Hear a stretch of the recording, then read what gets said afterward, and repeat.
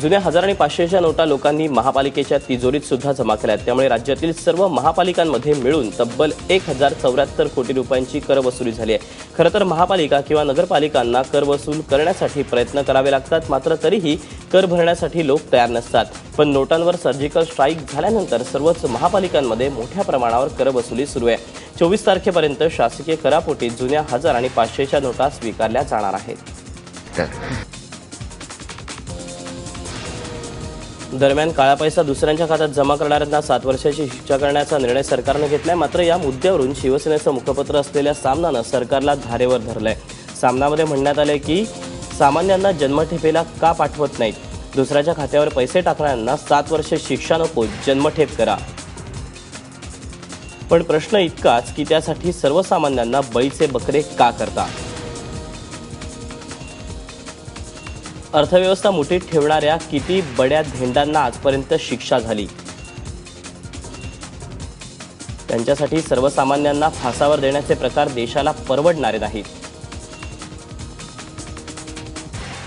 नोटाबंदीच्या निर्णयावरील शरद पवार यांचं वक्तव्य दुतोंडी म्हणावं लागेल। बारामतीत मोदींच्या मांडीला मांडी लावली त्यावेळीच हे शब्दबाण सोडायचे होते, अशी टीका सामनामधून करण्यात आली आहे। तर सहकार मंत्री सुभाष देशमुख यांच्या दाव्यांना सुरुंग लावणारं पत्र एबीपी माझाच्या हाती लागलंय। कारण नोटाबंदीच्या निर्णयानंतर देशमुखांच्या लोकमंगल बँकेनं 10 तारखेलाच 500 आणि 1000च्या नोटा स्वीकारू नये असं पत्र आपल्या प्रत्येक शाखांना पाठवलं होतं। याशिवाय जुन्या 1000-500च्या नोटा तात्काळ बँकेच्या शाखांशी संलग्न असलेल्या बँकेत भरण्याच्या सूचनाही देण्यात आल्या होत्या। उमरग्यात निवडणूक आयोगाला सापडलेली 1,50,00,000ची रक्कम लोहारा शाखेची असल्याचं सांगितलं जात आहे। या बँकेचं खातं ॲक्सिस बँकेत आहे। 10 तारखेला तिथं सर्व नोटा भरणं अपेक्षित होतं, पण लोकमंगलच्या शाखा व्यवस्थापकांनी तसं केलं नाही।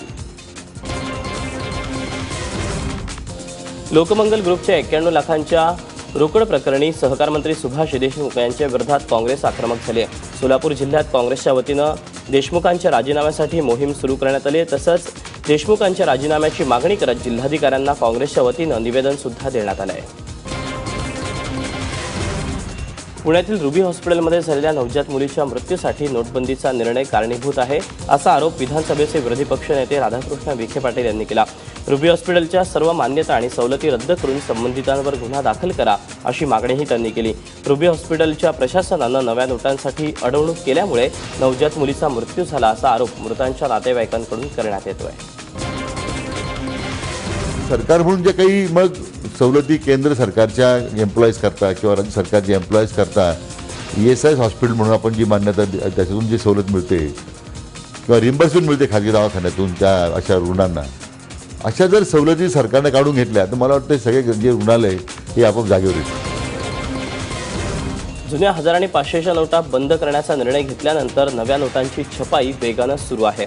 नाशिकच्या सिक्युरिटी प्रेसमधून 60 लाख नोटा विमानानं केरळला पाठवण्यात आल्यात। दक्षिण राज्यांमधल्या नोटांचा तुटवडा कमी करण्यासाठी 500, 100 आणि 20 रुपयांच्या 60 लाख नोटा केरळला पाठवण्यात आल्यात। देशाच्या इतिहासातली ही चौथी वेळ आहे जेव्हा सिक्युरिटी प्रेसमध्ये कर्मचाऱ्यांनी सुटीच्या दिवशीही नोटांच्या छपाईचं काम केलं आहे। नोटबंदीच्या निर्णयाचा फटका शेतकरी आणि व्यापारी वर्गाला बसलाय। नोटबंदीमुळे किरकोळ बाजारात भाज्यांच्या दरात घट झाली आहे। भाज्यांचा दर 50% कोसळल्यानं ग्राहक खुश आहेत, तर दुसरीकडे शेतकऱ्यांचा लागवडीचा आणि वाहतुकीचा खर्च निघत नाहीये, त्यामुळे शेतकऱ्यांच्या चिंतेत मात्र भर पडली आहे। समजा मी व्यापारी, आता मी जर गेलो तर मला एका दिवसाचा 10,000चा माल ते एका दिवसाला घेतो मी। बँकेत फक्त एका दिवसाला 4,000 रुपये, दुसऱ्यांदा नोटा चेंज करून देत नाही। आता मी दुकानावर थांबायचं का बँकेत जाऊन नंबर लावायचा नोटा चेंज करण्यासाठी? हा एक मोठा प्रॉब्लेम आहे। नोटाबंदीमुळे मार्केटमध्ये मंदी आलेली।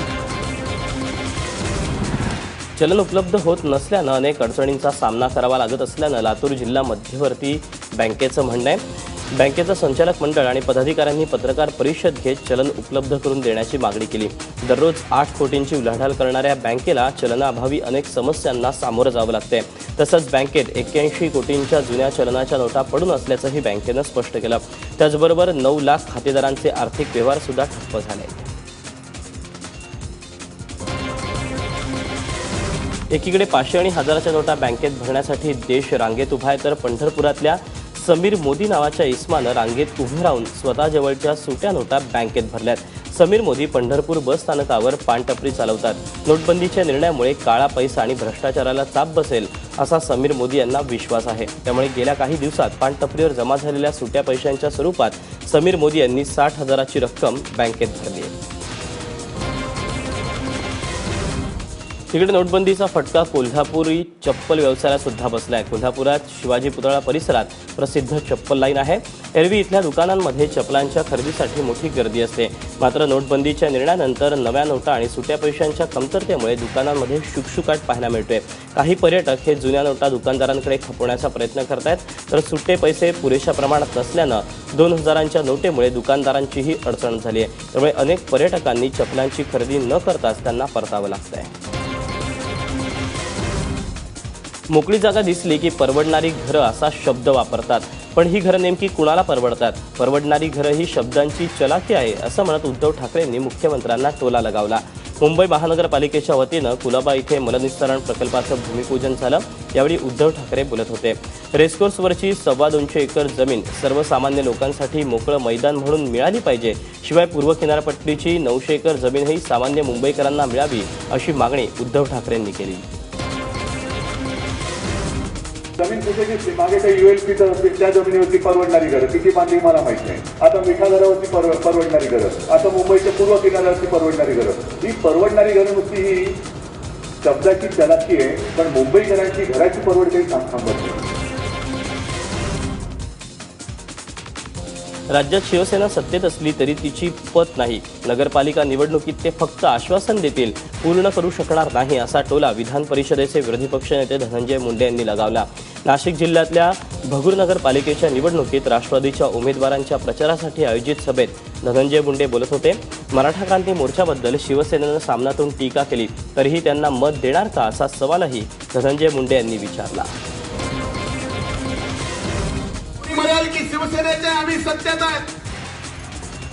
हो, हे खरं आहे की शिवसेना राज्याच्या सत्तेत आहे. शिवसेनेच्या राज्यात सत्तेत शिवसेनेची काहीच पत नाहीये. पत नसलेली ही शिवसेना आहे. निवडून येतील, पुन्हा तुम्हाला वाऱ्यावर सोडतील. इकडे सावरकर आपल्या या जन्मभूमीत, या भूगर्ला त्यांनी जन्म घेतला आणि स्वातंत्र्याच्या लढाईमध्ये स्वतःला झोकून दिलं आणि काळ्यापणाची शिक्षा करण्यात आली. आणि दुसरीकडे मात्र गेली 20 वर्ष शिवसेनेच्या ताब्यात सत्ता आहे आणि सावरकरांची ही जनता मात्र 20 वर्षापासून काळ्या पाण्याची शिक्षा भोगते.